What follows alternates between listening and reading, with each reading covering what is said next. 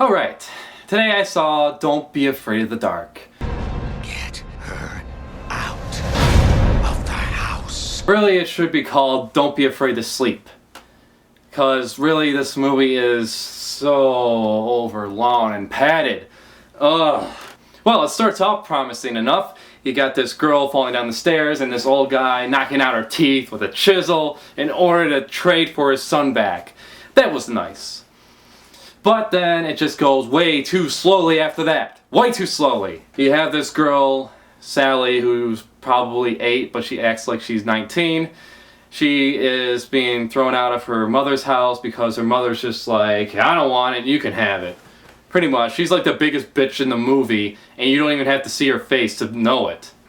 So she doesn't get along well with her stepmother or her father that well.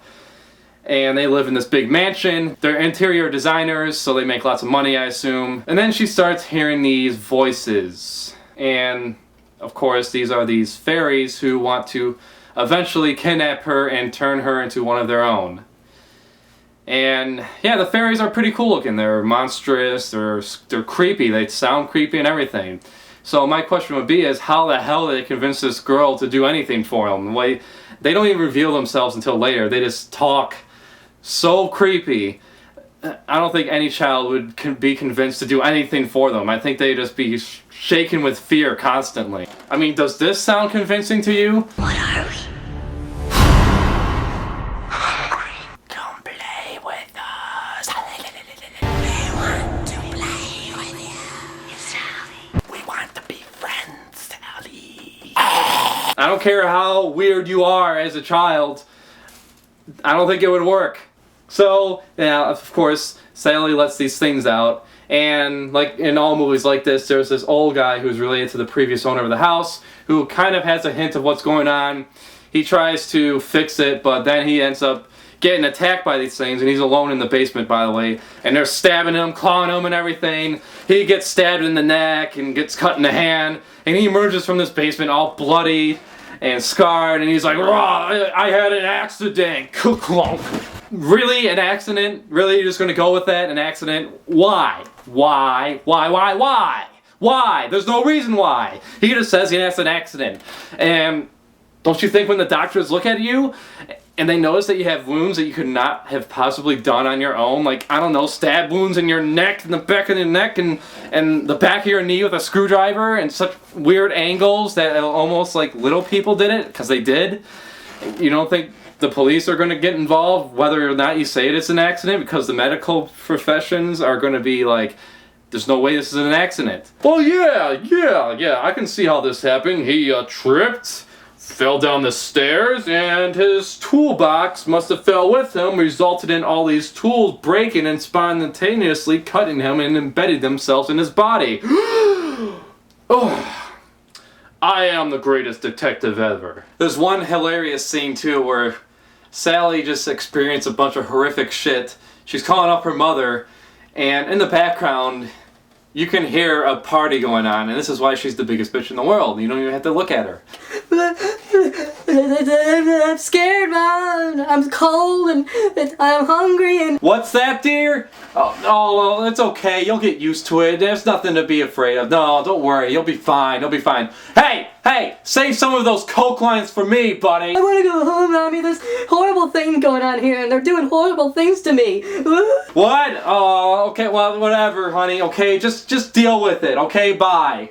Certain things that would alarm most mothers doesn't even faze her at all. So, yeah. Biggest bitch in the world. And how is it that falling downstairs, how does that work where you just fall downstairs and you're instantly knocked out? 2 occasions, almost within the same time, the parents fell because they got knocked down by these things, and they're knocked unconscious. That's it. One guy falls down, he's knocked out. The stepmother falls down the stairs and she's knocked out, unconscious. At what age is it where you just fall downstairs and you're instantly knocked out? There's a whole list of things that could have happened in place of that. Then they conveniently wake up as Sally's being dragged away, and that's not a spoiler because, well, you know, it's in the trailer 1,000 times. There's really no reason this movie is rated R. It could have gone away with a PG-13 movie. There's really not that much violence or gore at all. which is really disappointing for a movie involving crazy demonic fairies that want to kidnap children and kill things. Overall, I'd say just rent it. It's way too long for its own good. By itself, this could have been good as a 30 to 40 minute short movie. If you wanted to make it good, which I do because I like the concept, that's the only reason I'm giving it a rent it instead of just fuck it, because I like the concept. I like the ideas behind it. But the thing is that if you wanted to improve it and make it a feature-length film and not have to pad it out like they did in this movie, I mean, seriously, if the fairies wanted her so badly, why didn't they just take her in the first place when they had the opportunity at night, when there was just the parents and the girl there? You know, the first night they stayed there, pretty much. They could have done it right then and there, right after she freed them. If they're quite capable of taking her, obviously, so why play around with her? Because they don't even do a good job of that. It's within 10 minutes that they attack this guy and they pretty much prove that they are not her friends. So there's lots of ways you could have made this better. First of all, you could have had them trick her a little bit more instead of just saying, "We want to be friends." They could have tried a little harder. They could have talked to her a little bit, manipulated her into coming down, and even willingly going with them to become one of them. That could have worked really well. Another way you could have done it is if you had it take place in a regular neighborhood, in a regular house, instead of a goddamn mansion like in all these damn movies. Just have it take place in a regular house and have neighborhood children mysteriously disappear overnight through the period of like months even, just to keep themselves discreet, or at least try to. That would have been great. Or another way you could have done it is have it not take place in modern day, have it take place in like some village in the 1800s. That would have been great as well.